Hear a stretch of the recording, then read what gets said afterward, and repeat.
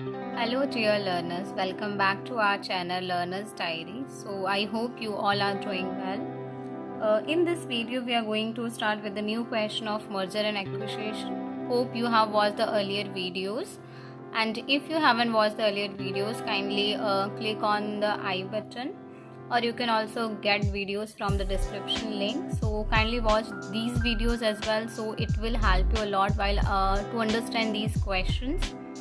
So without any further delay, let's start with today's question. So in this question हमें दो company की information दी गई है, Krishna limited and Rama limited. Earning after tax दिया गया है क्वेश्चन में. द इक्विटी शेयर्स आउटस्टैंडिंग दिए गए हैं. P ratio is also given. EPS is also given. Market price per share is also given. Now company Rama Limited is acquiring company Krishna Limited.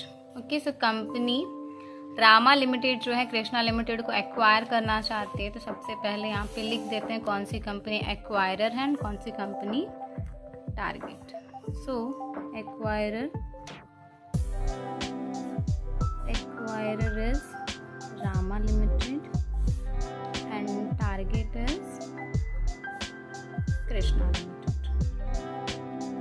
Okay, उसके बाद question में क्या दिया, let's check. Exchanging it shares on 1-to-1 basis. वो shares को exchange कर रहे हैं.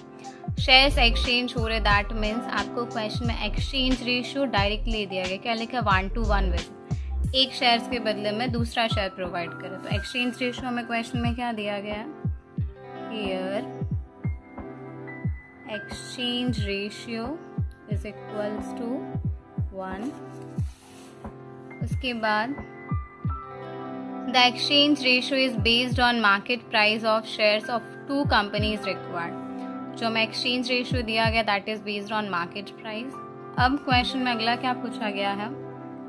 First we have to calculate what will be EPS subsequent to merger. Subsequent to merger means merger होने के बाद ईपीएस क्या आएगा. तो हमने ऑलरेडी सीखा हुआ है कि अगर कंपनी मर्ज हो जाती है तो हम फाइंड करते हैं पोस्ट मर्जर ईपीएस और we can say combine EPS. So let's do that. So post merger EPS का फॉर्मूला है combine PAT divided by combine number of shares. तो कंबाइन पीएटी हम कैसे फाइंड करेंगे, acquirer PAT plus target PAT and acquire number of shares plus target number of shares multiply exchange ratio. Question में acquirer का profit after tax हमें दिया गया था 10 लाख. एक्वायरर हमारी कंपनी थी रामा लिमिटेड. टारगेट पी थी, तो टारगेट थी कृष्णा लिमिटेड. कृष्णा लिमिटेड का अर्निंग आफ्टर टैक्स दिया गया क्वेश्चन में 7 lakh. Divide by acquirer number of shares. तो रामा लिमिटेड के शेयर्स दिए गए थे हमें क्वेश्चन में 4 lakh. Target number of shares यानी कि कृष्णा लिमिटेड के शेयर्स क्वेश्चन में दिए गए थे 2 लाख. मल्टीप्लाई एक्सचेंज रेशियो, तो एक्सचेंज रेशियो ऑलरेडी क्वेश्चन में गिवन था that is 1.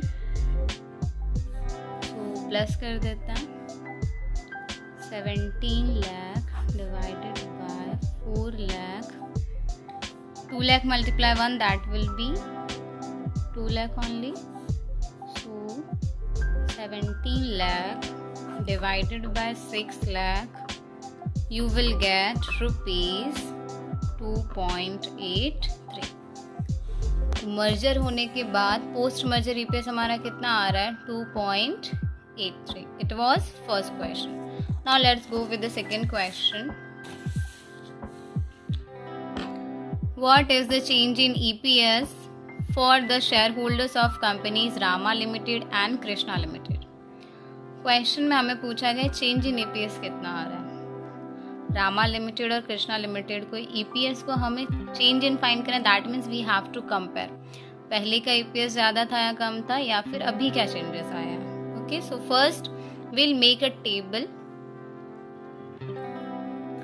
Okay, so change in EPS of Krishna and Rama limited. तो हमें टेबल बनानी है. टेबल हमारी रेडी है. क्या क्या चीज़ आएंगे, particular Krishna limited that was your target company, Rama limited is your acquirer company. ठीक है, यहाँ पे हमें क्या क्या चीज़ें मेंशन करनी है, pre merger EPS, post merger EPS, change find करना है, तो चेंज इन अमाउंट फाइंड करने के लिए हम क्या लिख सकते हैं, गेन और loss to share holders.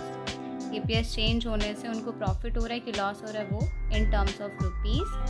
Second, change in percentage, तो उसको हम लिखेंगे गेन और loss to shareholders in percentage.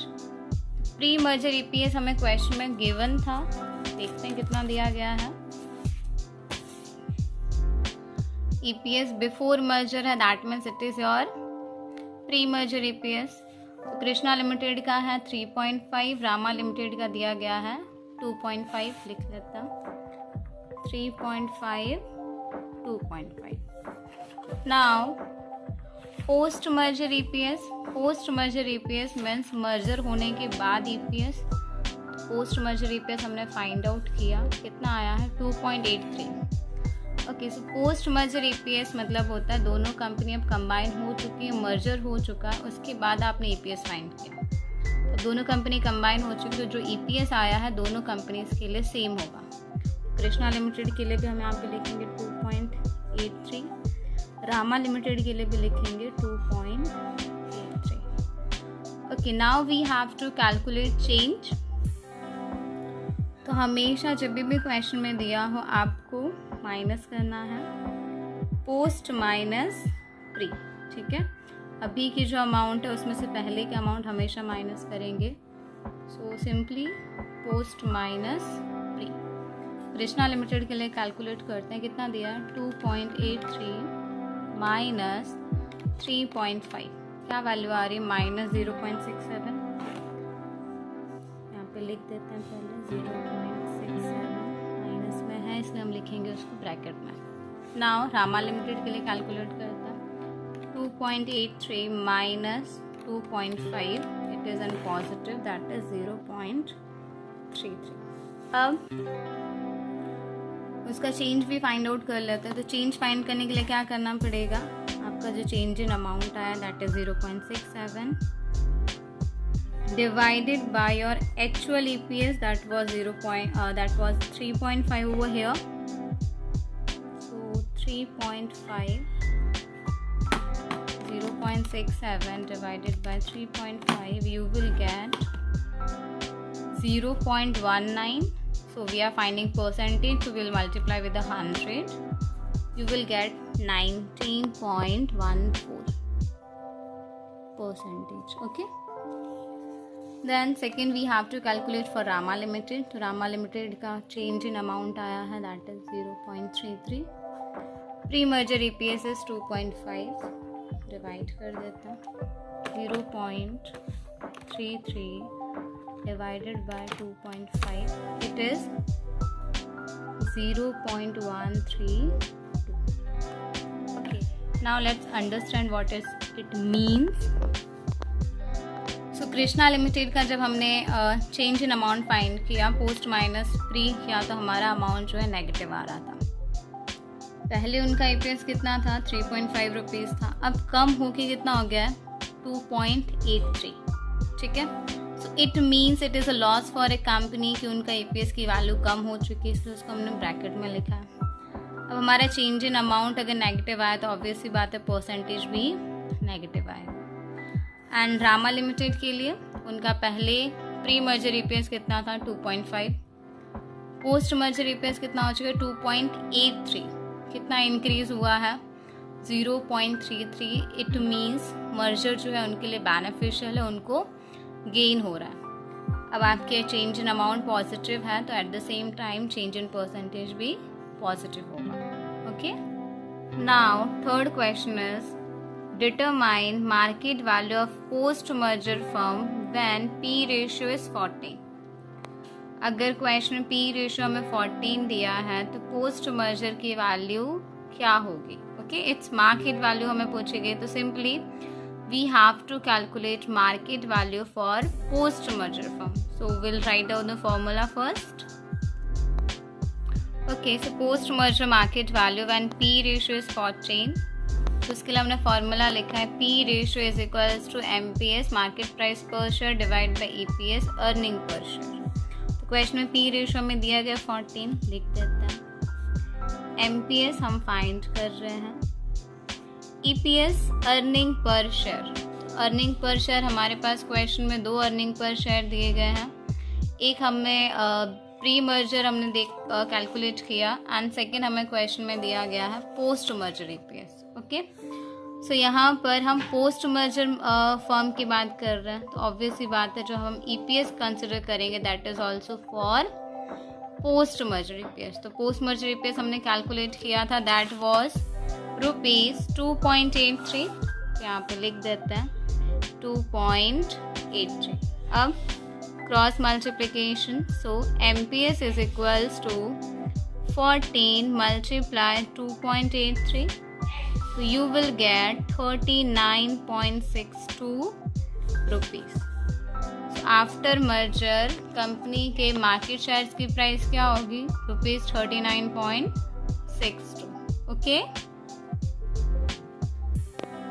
hope this question is clear to you, and if you have any doubt in this question of while finding EPS or while finding change in EPS, post merger EPS, you can ask in the comment box as well, and hope these videos are helping you while doing the questions of merger and acquisition. So stay connected with me, we are doing more questions of merger and acquisition, and thank you so much everyone for giving your precious time. Thank you, thanks a lot.